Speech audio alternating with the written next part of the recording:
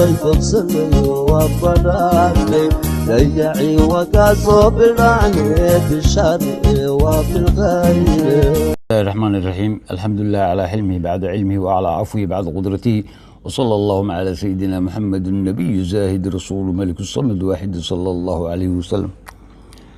dhalinyaro waxaan hore u soo sheegnay inaynu nahay asalkii aadanaha oo dhowr goor ku soo celcelinay dhowr kaliib dhowr cashar aan ku soo celcelinay haddaba inaynu nahay asalkii aadanaha nabiyullaahi aadam calayhi salaam waxaan sheegnay inuu ku aasan yahay buurtan ku taalla magaalada waddanka la yidhaahdo Sri Lanka 170 kilomitir u jirta caasimadooda Colombo ama Colomba. haddaba Colombo ma ahayn berigii hore Colomba ayaa la oran jiray. taariikh kolka la baaraya waxaa la raadiyaa magacyada magaalooyinka ayaa la raadiyaa, waxaa la raadiyaa magacyada dadkaas ku nool meesha ayaa la raadiyaa, waxaa la raadiyaa dhaqankooda ayaa la raadiyaa, waxyaabaha ay ku dhaqmaan ayaa la raadiyaa. kolkaa baa heli kartaa xaqiiqda dhabta ah ee ku hagi karta xaqiiq kugu hagi karta ayaa heli kartaa. haddii kale waa iska daba meeraysan uun wax xaqiiq ma haysid ama buugagtii reer galbeedka qoreen un baad raaci. buugagta reer galbeedka qoraan markaad aragtid ha raacino marka hore bal eeg ka fiirso magacan ee meesha ku qoreen ama waxaan ay meesha ku qoreen sidee bay isku keeni karaan, markaa baa ogaan kartaa xaqiiqda.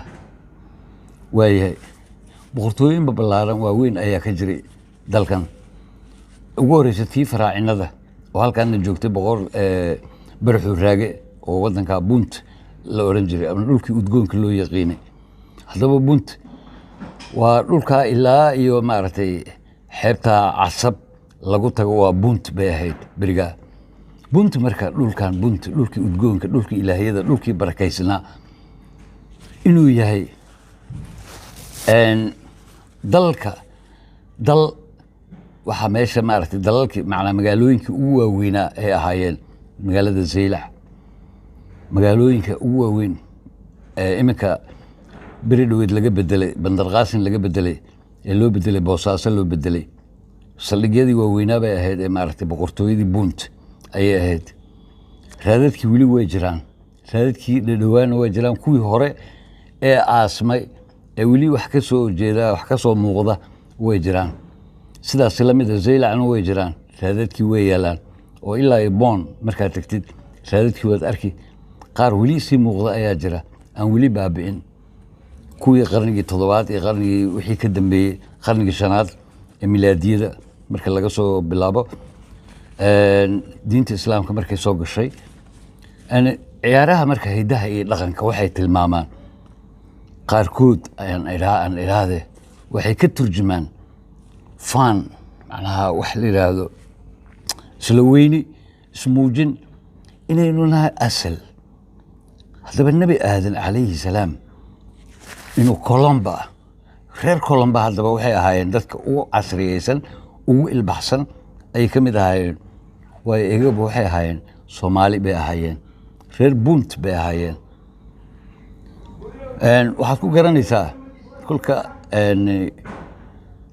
isku ekaashaha laga soo tago DNA-ga ayaa caddayntii ugu dambeysay ah oo E1B1B ayay yihiin qolada la yiraahdo weliba tamiilka qolada loo yaqaan loo garan ogyahay. tamiil E1B1B ayay noqdeen waxayna joogaan meesha la yiraahdo Sri Lanka. haddaba dhulka wuu iswada haystay berigii hore wuu isku dheganaa. badahan waxaan beri dambe ayuu ilaahay sameeyey. badahan ilaahay beri dambe badaha way jireen jiritaan ahaan laakiin badaha dhulka u dhexeeya ayaan ka wadaa. waxa weeyaan marka aad taariikh ka hadlaysid ama aad doonaysid inaad maaragtay wax caddayn ah waa inaad u haysaa. haddii aadan caddayn haynin waa maca salaama waa maca suruura weeyaan. waa in caddayn loo helaa. kolkan ka hadlaynay boqortooyadii Yubida, kolkan ka hadlaynay boqortooyaashii kale waa wax waliba waa inay caddayn lahaadaan. gaalo waxay tidhaahdaa dhulka iyo cirka way isku dheganaayeen. gaalo waxay kaloo tidhaahdaa dhulka uu soo yaraanaya oo cirka ayaa weynaanaya gaala markaa leeyahay waa reer galbeedo idil wax alla wixii cad gaalaan nidhaanaa innaga marka annaga waa uga horreynay 1443 sannadood ka hor ayaan ogeen inuu dhulka sii yaraanayo inuu dhulka iyo cirka isku dheganaayeen kolkaa kadib uu ilaahay kala fajiyey oo kala fogeeyey oo ka dhigay dhul iyo cirka kala dhigay waan ognahay quraanka laynoogu sheegay quraanka yaa laynoogu sheegay هذا أولم يرى الذين كفروا أن السماوات والأرض كانتا رتقا ففتقناهما وجعلنا من الماء كل شيء حي أفلا تؤمنون ميدن أركين لولكي عركي اسكو دغنا إنaynu kala saarnay oo aan biyahana ka yeelnay aan wax walba aan ku noolaynay يعني إلهي آيات كيس وحويان معجزات ويان قرآن كان هو معجزات سقدن وانكورين أنا ما كان قلبي كاد واحد غرغر هي والسماء بنيناها بأيدي وإنا لموسعون إلهي وحويلي عركة إنك سميني وأنا سي فيدنا سي بلاريننا مركا يعني لولكا وصيرانا يا sidaas la mid ah quraanku ilaahay noogu sheegay wax waliba markaad baratid quraanka tafsiirkiisa aad baratid ahadiista rasuulka kaleey salaatu wasalaam indhaha runta ayaa ku furmay indhaha runta kuwani maaha waa halkan qulubtu mar hadduu ilaahay ku furo cid ku celin karta ma leh ilbaxnimadeen hore ayaa soo noqonaysa ilbaxnimadeen hore adduunka aan ku qabsanay oo ilaa ma South Africa aan ku tagnay oo ilaa ma Asia fog aan ku tagnay dadkan dhalinyaradan haatan ama dadkan badankooda iyar mooye ma rumaysna waxaan galbeedka ay qoraan inay yihiin marin habaabin war Moldavia meesha la yiraahdo adaa xukumi jiray beri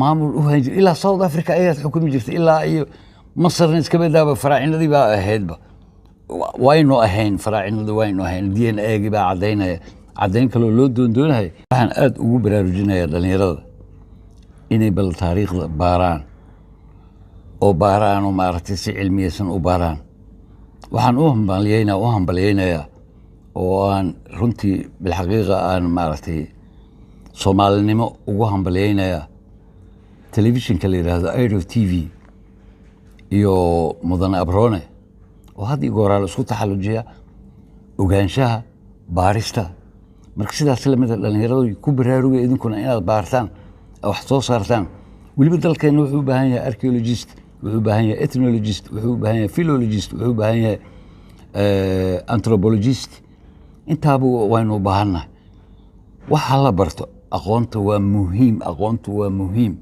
waa muhiim maankaaga geli oo quraanka ku dheernaato ha ku saleysnaato diinta islaamka ma aha dhaqanada kale gaalada inaad qaadatid adiga soo jiida gaalada adiga kala yaade wassalaamu calaykum waraxmatullaahi wabarakaatuh